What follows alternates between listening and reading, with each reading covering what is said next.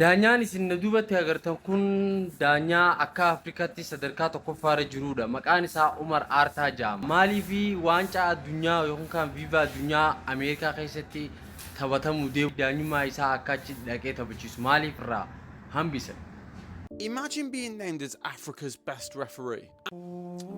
Breaking news, Omar Atan got denied entry into the United States. Sababni isa irraa hambisaniifis sababa Soomaalii ta'eef, sababa Islaama ta'eef, sababa bakka namni gurraachi sadarkaa olaantuurra akka hin geenye ibsuu isaaniiti. Maaliif Soomaalii wanti isaan itti beekan akka gartee nama jala hin deemne nama gartee biyya isaanii biyya gadaantu taatee biyya Afrikaa keessa shanii wal qooddee daaraa wal gootu ta'een waan amanee jiru jedhaniif uummanni Ameerikaa tanaafi fi waan akkas fakkaatuuni irraa hambisanii deemiitii hara biyya keetii gadi jaanii viiva koob world keessa hambisanii jechuun ilma namaa dhiibuu jechuudha. Isinoomee maal jettan? Kommentiirra nu barreessaa.